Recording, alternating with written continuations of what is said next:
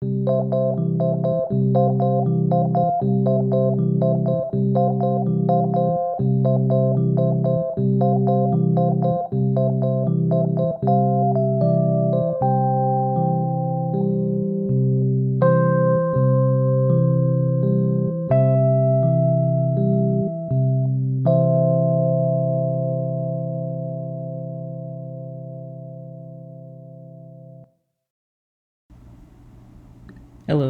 salutations. This is episode 3 of the brand new podcast, Discovered Voices.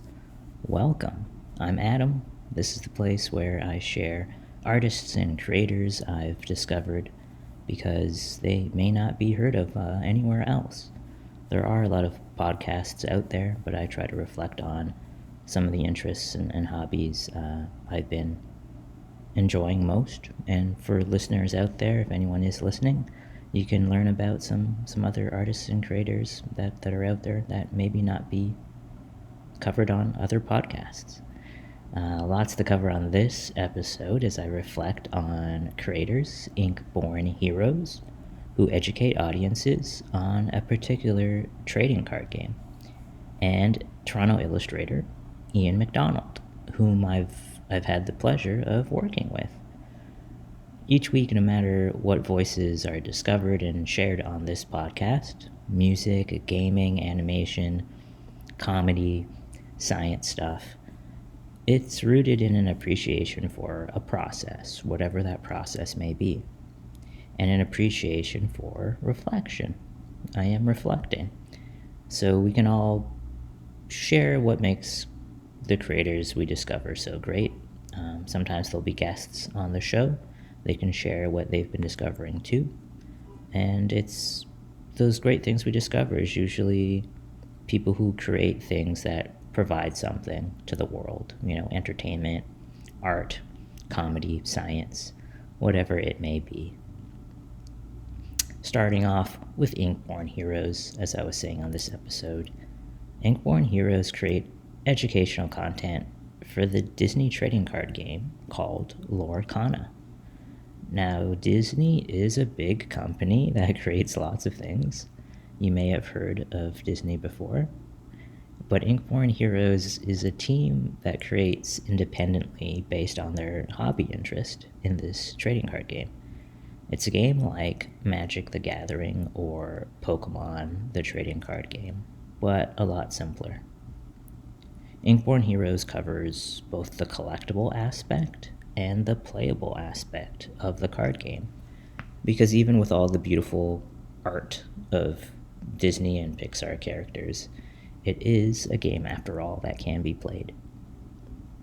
Throughout my life, I've always experienced friends playing Magic the Gathering, and it's always fascinated me, but the thought of playing a collectible card game hasn't been convincing enough until now. The Disney Lorcana trading card game is pretty convincing to me because of its simplicity, but it's also really convincing and interesting to me because I'm already familiar with so many of the characters and their dynamics and the worlds and some of those stories. Whereas with Magic the Gathering, it had its own characters and they were really cool, really beautiful, but those worlds and characters aren't things I'm already familiar with. So there's just always a little bit of a barrier there, even though the intrigue was there. So I've already got this built-in love for Disney and Pixar animation. A lot of you out there may have that too. Inkborn Heroes does a great job of catering to everybody, even the portion of their audience who may be interested in Magic the Gathering or any of those other trading card games, because they may already have context on trading card games in general. So they want to make sure they speak to them, the people that have the know-how, and they can still communicate to people like me or any of the listeners out there who are just basically stage 1 interest, curiosity, and some familiarity with the characters already. Whatever the case may be, Inkborn Heroes creates visually accessible YouTube content, sometimes with 2 super wholesome on-screen hosts. Other times their YouTube content is animated tutorials with cards and card icons as on-screen graphics to introduce viewers to the Lorcana trading card game. So they're not always playing the game necessarily, like on a table with the camera. Sometimes they use animated graphics to show what some of the cards and card synergies and deck building is all about. I find it really simple and really captivating. It's educational, but it's also fun to watch. So it's at times sometimes as simple and captivating as the official Disney Lorcana tutorial content. So it's great to see Inkborn Heroes take something fun and imaginative and approach it in a serious but still lighthearted educational way. I think it's great for creators to want to do that, to want to do better, to create access to the hobby that they love. Sharing is caring after all. We all know that phrase. Inkborn Heroes share their love of collecting particular cards to complete sets, and to collect rare card versions of those iconic Disney and Pixar characters, in addition to the gameplay stuff I've already noted. So the character dynamics and synergies and deck building, all that's included in what they create, but that whole allure of just like trying to get the rarest card possible, or just only getting the cards from The Lion King, or Lilo and Stitch, or whatever your favorite movie is. Among that world, it's common for any YouTube creator taking on the hobby of a trading card game to open packs of cards in a video. So you open a pack of cards and then reveal to the viewers which cards you get instantly. So since the packs are always random, there's always that excitement there. It's kind of like watching a slot machine sometimes. There's a guarantee with these Disney Lorcana card packs that you always get one shiny foil card out of the 12 cards in the pack. So that shiny foil card accents its artwork, regardless of what the rarity of the actual card is. It can be a very common card with common artwork, but its shiny foil version is more special when you pull it out of the pack. Though it's not as special, of course, as the legendary or epic level rarity in that same shiny foil format. So you might have a card that just no one ever gets because it's only available as a shiny foil format. YouTube creators that do this, that open packs, just love to share their excitement and anticipation. It's built into the experience, so why not share it? What sets Inkborn Heroes apart, again, is their visual accessibility, which adds graphics and icons as on-screen counters to their pack opening videos. I think that added layer is really cool. The on-screen counter keeps track of how many total cards in the video are common, uncommon, rare, super rare, legendary, and so on, tracking their rarity levels. What they have pulled is always great in the sense that you're always along for the ride based on their helpful video graphics. It's nice to be able to keep track. And it's a nice addition, too, that not every creator who covers trading card games offers. Inkborn Heroes always set themselves apart by being inviting and positive. Other creators can be bitter, outraged, or act like the universe is holding something against them if they don't pull good cards from a pack. After opening multiple packs of random cards on a particular video or even a live stream, some creators don't get a single legendary or epic rarity card. Those creators tend to act as if they deserve something for buying so many packs.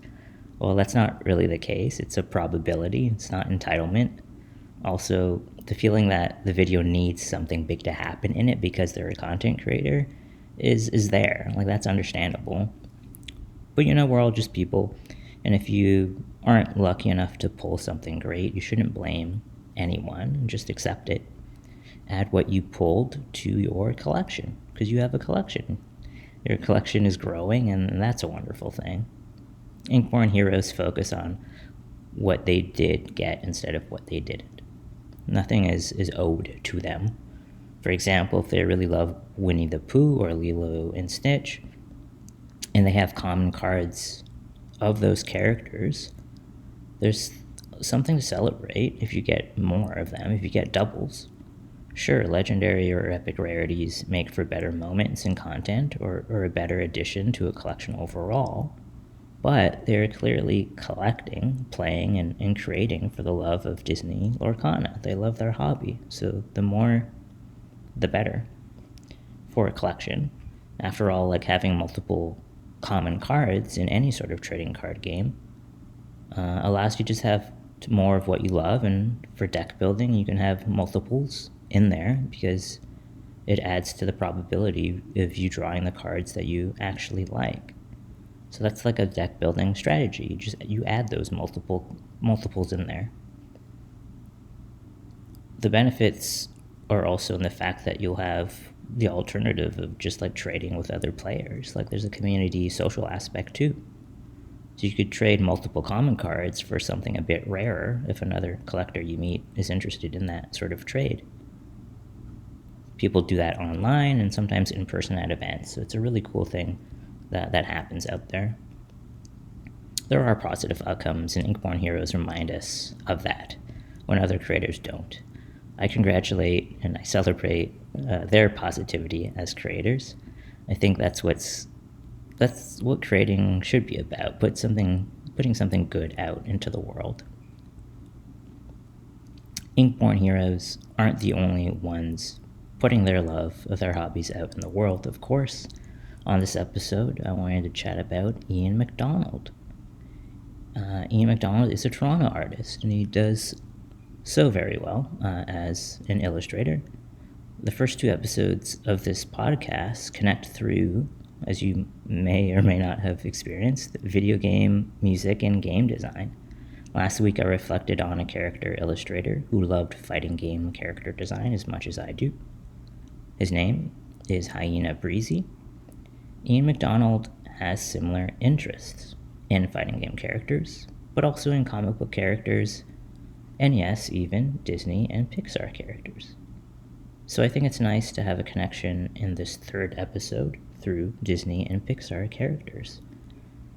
Ian has illustrated official artwork for Disney Lorcana, the trading card game I've just been chatting about and reflecting on, with Inkborn Heroes. As creators, Ian MacDonald has illustrated artwork for the Disney Lorcana trading card game, and he continues to do so. His illustrations are some of the actual cards, and Inkborn Heroes have even complimented Ian MacDonald in one of their videos because they love a particular Lilo and Stitch card he illustrated in the game's latest release. Big connection there between the creators and the artist in this episode 3, so I love that. Like I mentioned, Ian is Toronto-based, like me, and at some point it would be great to have him as a guest on this podcast. I'll be getting guests scheduled in at some point on Discovered Voices here. I first discovered Ian and his art when I was an associate creative director at a Toronto advertising agency. These days, I'm trying to do more personal, creative, and pop culture work like this podcast, and less advertising work, hopefully. But I'm eternally grateful for having the opportunity to work with an artist like Ian in the context of an advertising campaign. He illustrated people answering the door to receive their hot, fresh pizza delivery. This was during the pandemic lockdowns, when many people were ordering a lot of pizza delivery. It was a wholesome project, expressing warmth and trust, and a bit of quirkiness in how cozy everyone was dressed as they answered the door. Everyone was spending so much time indoors, so opening that door out to the world and greeting a pizza delivery person could put people in some really funny, quirky moments just based on, bathrobe or whatever hoodie they're wearing, Crocs. There's a level of quirkiness and self-expression there. It all came through in how expressive Ian's illustrations were. There were more than occasions of just opening the door, more than moments of getting pizza delivery. The illustrations made the campaign feel like receiving pizza delivery at your door was a turning point in your day or night. It's that thing that you really need. You may realize that pizza delivery ad campaigns are very commonly videos or photos of people in the pizza. So working with an illustrator like Ian to pinpoint relatable character quirks as they answered the doorbell was very unique and very rewarding. If there's something I would pinpoint about Ian MacDonald's art for the Disney Lorcana card game, is that he captures action so well. It may be due to his love of comic book art and comic book covers he has illustrated, but it's always his artwork for the cards always feels like something adventurous is happening and we're just mid-moment. Disney and Pixar, of course, create animated characters in their memorable films, which have their own tone and desired look, but Ian makes the character illustrations feel like single frames of animation, something in an iconic moment that's just happening, and we just happen to be there at that exact frame, that exact second, which I really love.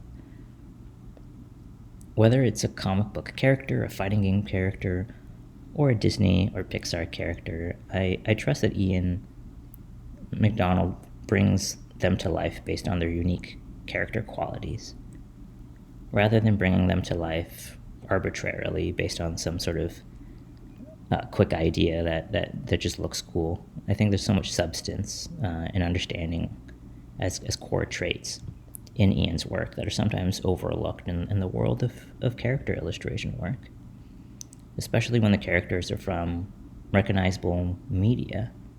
Like there's certain things that Disney and Pixar characters will only do because that's like the thing that character would do.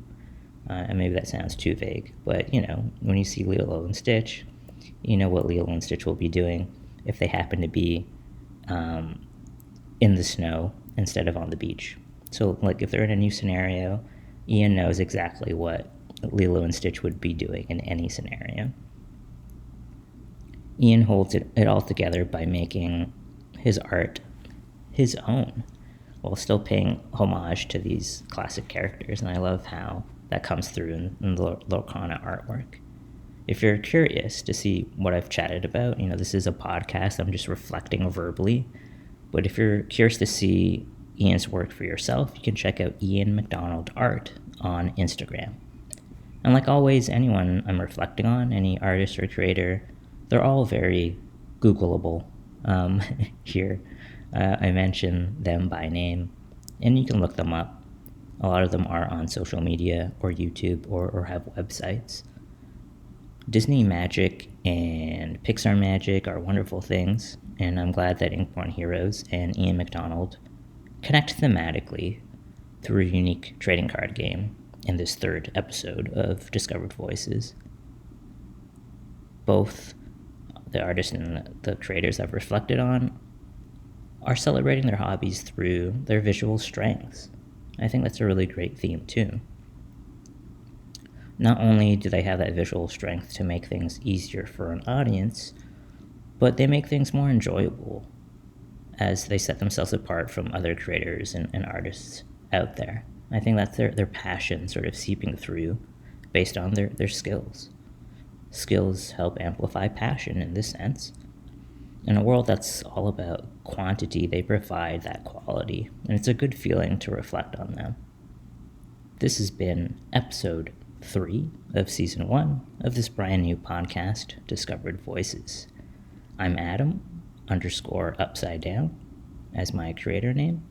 You can support this podcast's growth by becoming a free or paid member on my Patreon. I'm on Patreon as Adam_upside down. You'll find a link and further details in this podcast's description. Thanks for listening. If you've been listening, this has been for you.